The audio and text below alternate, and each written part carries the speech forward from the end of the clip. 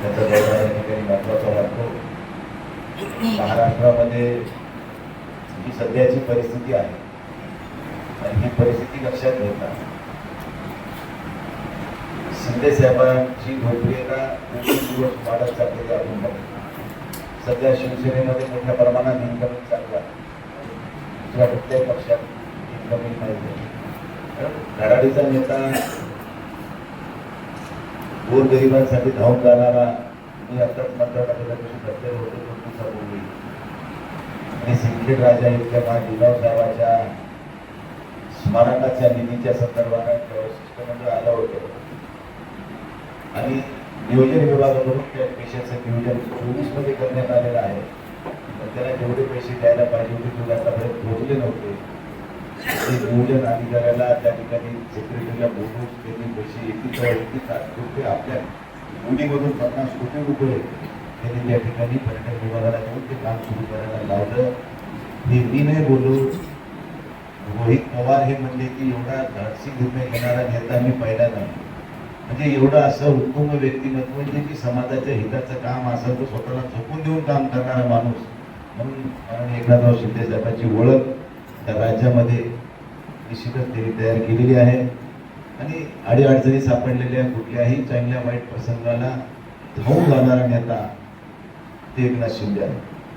आणि म्हणून असा नेता आज आपल्याला लाभलाय. निश्चित या परभणी शहराच्या सर्वांगीण विकासासाठी, हे जिल्ह्यातल्या विविध विकासात्मक कामासाठी त्यांची आपल्याला गरज आहे.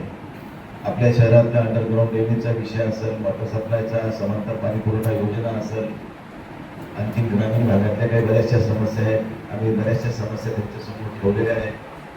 काही समस्या आम्हाला त्यांच्यासमोर ठेवायच्या. आपल्या जे मागच्या वेळेस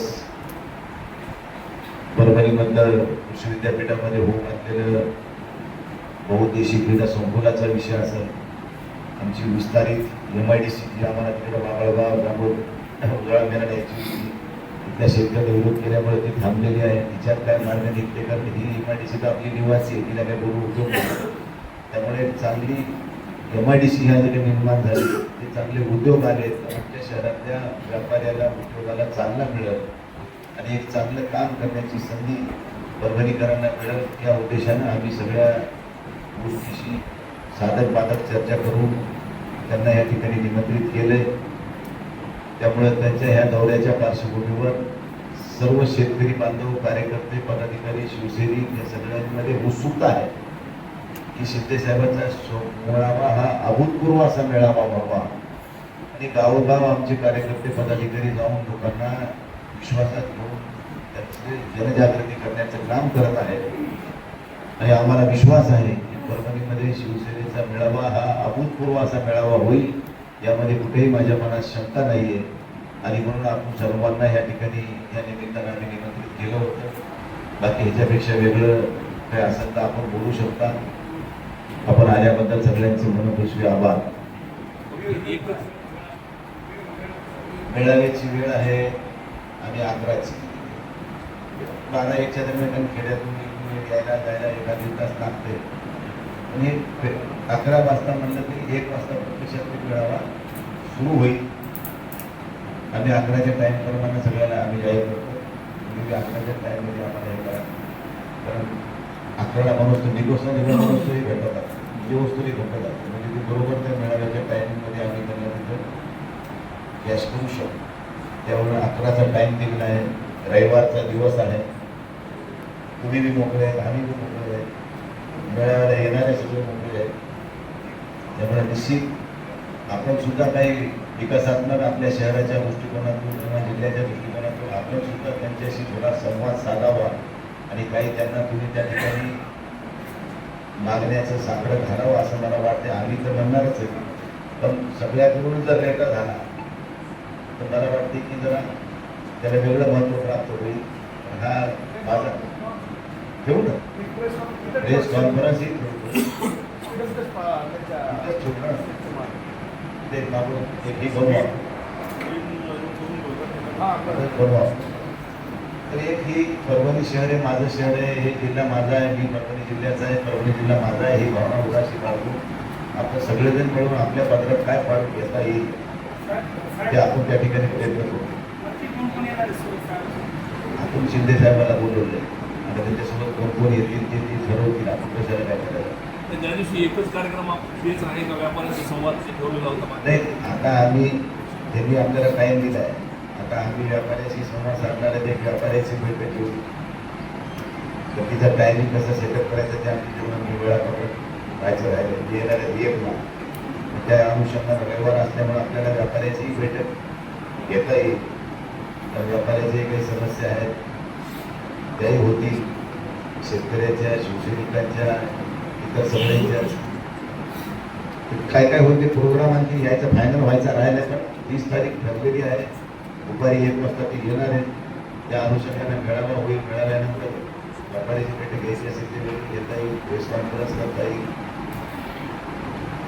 आणखी जेवणाचा कार्यक्रम माझ्या घरी विजिट देतील करायला देतील. आता ते आम्ही आणखी फायनल केलेलं आहे. त्यामुळं तुम्हाला आत्ताच काही बोलू काय प्रवेश होणार आहे?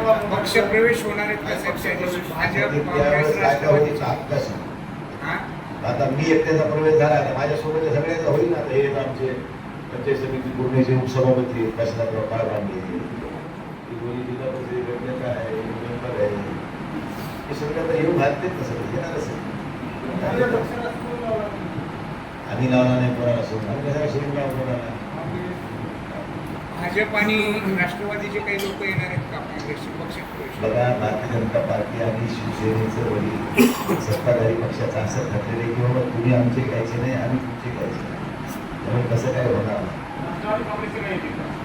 त्याचं आता काय सांगू मी तुम्हाला त्याच्याविषयी. त्या दिवशी आपल्याला तिथे कळत कोणी यायचं, कोणी चाललेलं येते का नाही येते.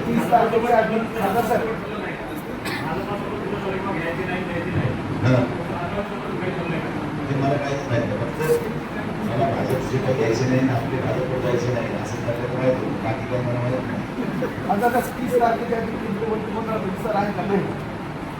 मला माहिती आहे मोदी साहेबांना विचारायचं. मला 1 रुपया ठरणार आहे. केंद्रीय मंत्रिमंडळाचा विस्तार होणार आहे हे मला कसं कळलं. भारतीय जनता पार्टी ठरवणार, भारतीय जनता पार्टीचे नेते ठरवतील. मला काय त्याचा अधिकार करायचा. केंद्रानं विस्तार ठरवला आणि माझ्या पक्षाने जर माझं नाव सुचवलं तर मला त्याची संधी मिळाली. नाही मिळाली तर नाही सुचवलं तर ज्याला सुचवलं तर ते मिळालं. त्याच्यामुळे त्याची चिंता काय करायचं. किती चान्सेस आहेत संधी मिळायचे चान्सेस? संधी मिळायची चान्सेस तर 100% आहेत. मला असं काय वाटतंय आमच्या जेवढे तेवढे सगळ्यालाच वाटते. आमच्या ओमराजालाही वाटते. आमचे जुने बारणे आपण त्यांनाही वाटते. त्यामुळे वाटणं हे काही साहजिक आहे. कोणाला त्याचे काही नवले द्यायचे कोणाला हे नेता ठरलेलं असतं. ते नेता त्याचं नाव सुचवून त्याला मिळेल. मागं ओमराजे म्हणले की यावेळेस केंद्रीय मंत्रिमंडळाच्या विस्तारामध्ये माझं नाव नाही आणि तुम्ही तरी घेणार नाही ते इंटरेस्टेड नाही आहे. ठीक आहे. शेवटी बघा पक्ष नेतृत्वाचा निर्णय असतो. आम्ही काही जरी म्हणलो तरी त्याचा काही त्याला अर्थ नसते. जे नेते ठरवतात ते फायनल असतात आणि जे नेते ठरवतील ते काय एक परभणीचा म्हणून जर तुम्हाला दिलं विचार भविष्यामध्ये तर नाही म्हणून बोलू नका. मी नाही कशाला बोलू. ओमराजे साहेब तुम्ही नाही म्हणून बोलू नका. मी कधीच काही नाही म्हणलो नाही. पण मी कधी आग्रह कधी बसलो नाही. मिळालं ठीक आहे, नाही मिळालं समाधान नाही. ते लक्ष पहिल्यावर भाग्यशी जायला कधी त्यांच्या मनात काय ते विचार आहे? त्यांच्या मनात काय? तुझ्या मनात काय ते सांगितलं. लोकसभा इथे मिळाला. मेळाव्याला लोक नाही म्हणजे तरी 20-25 हजार लोक येईल. सर्व ओपन करावं. गेट ओपन करू. आम्ही वॉटरप्रूफ मंडप कुठे लावतो. चांगल्या प्रकारचा कार्यक्रम होईल अपेक्षित असा. त्यामुळे कुठलीही अडचण काही भासायचं कारण नाही. आता पार्किंग व्यवस्था आता पोलीस प्रशासनासोबत बैठक होईल. त्यानंतर विष्णूजींचा परिसर असेल. प्रशासकीय रविवार असल्यामुळे प्रशासकीय मातीचा परिसर असेल. उद्यानपुनाचा परिसर असेल. ज्ञानपाठक कॉलेजचं ग्राउंड असेल. हे जे पार्किंगला गेल्या सोयीसोयीचे ठिकाण असतील त्या ठिकाणी पार्किंग करूनच त्या ठिकाणी रद्दीनं होईल म्हणायची गरज नाही. रविवार असल्यामुळे ते मोकळे आहे. स्टेशन रोडला आपण पूर्ण गाड्या रोडला घेऊन बघू शकतो. मात्र सोडून दोन्ही बाजू दुकानं बंद असतील तर काय अडचण नाही. टू व्हीलर आपल्याला पण योग्य झाली ना मग ते काळजी करेल नाही मग ते काळजीमध्ये काही लावलेले वाया लावलेले आहे तिथे कोर्टाचं मॅटर बघायला ते अरे ते देणार नाही दिले असेल माझ्याकडे आले असेल नाही बोलू नोटीला ते राहून मला आलीच असणार ना मला न्यायालयामध्ये प्रकरण चालू आहे. तेव्हा आम्ही हे निर्णय घेतला त्या आधी ह्या सगळ्या गोष्टीला टेस्ट करायचं हे आम्ही ठरवून केले ना ते वेगळं काय आहे त्यानंतर कोर्टामध्ये जाहीर प्रकरणात आलेले आहे सुनवाई अपात्रतेची आणि चिन्हाची काय वाटतं तुम्हाला आता तुम्ही पाहतच असताल काय वाटतं तुम्हाला न्यायालयाचा निकाल काय बघा असेल? मी हे 12 विनापास मी काही कायदे तज्ञ नाही तुम्हाला काही त्याच्यावर कोर्ट ऑर्डर आहे जे येईल त्याला आम्ही स्वीकारायला तयार आहे पुढचं बोलचं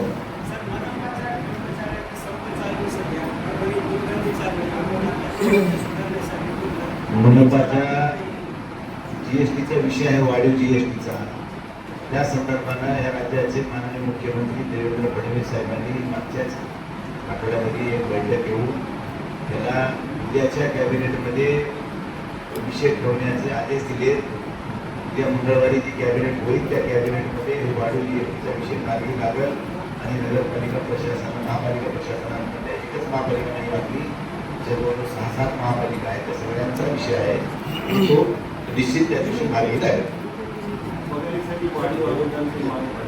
तेच विषय करायचा या विषयावर मुख्यमंत्र्यांनी आदेश दिले त्याच्या संदर्भात उद्याच्या कॅबिनेटमध्ये तो प्रस्ताव येईल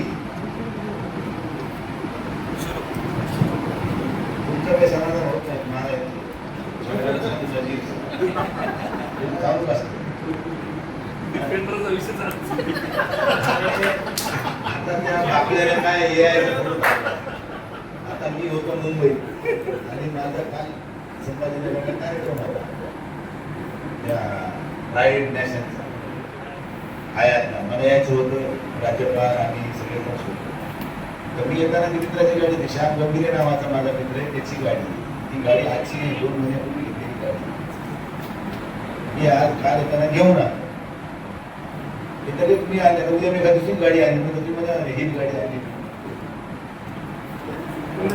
ती गाडी कोणाची आहे कोणाच्या नावानं आहे काय आहे ते किती बघता का नाही माझ्या नावानं काय इथं काय झालंय आम्ही काय केलं की कोणाला खपत नाही काय केलं की ते केलं चूक आता दुसऱ्याने 10 घेते त्याला कोणी विचारली नाही पण आमचं ते कोणतं काय लोकांना त्याला मी काय माझ्या चूक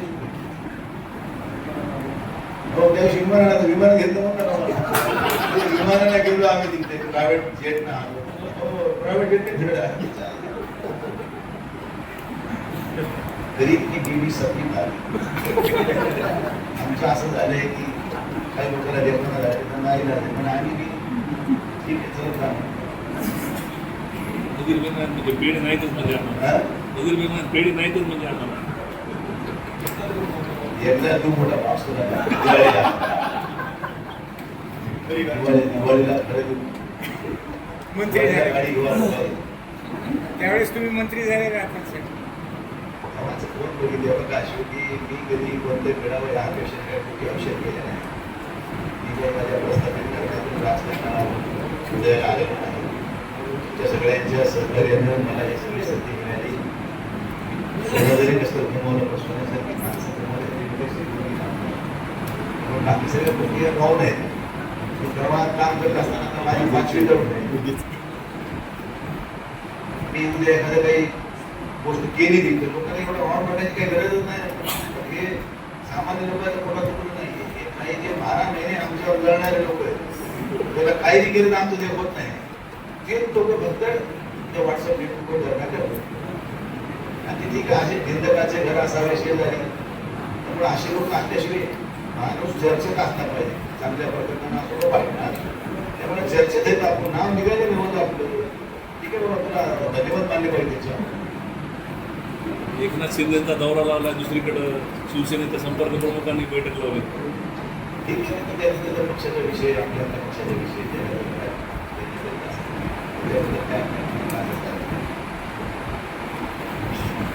पण मेळावाच होईल तुम्हाला माहिती मी जेव्हा एखादी गोष्ट पुढाकार घेऊन करतो त्यावेळेस कुठलाही कॉम्प्रोमाइज करेल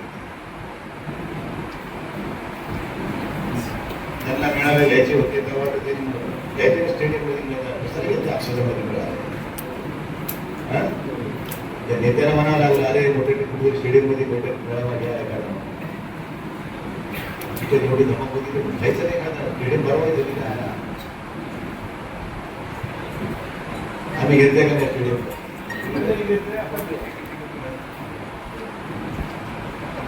उत्तर देऊ त्या दिवशी सगळ्या गोष्टीची चिंता करू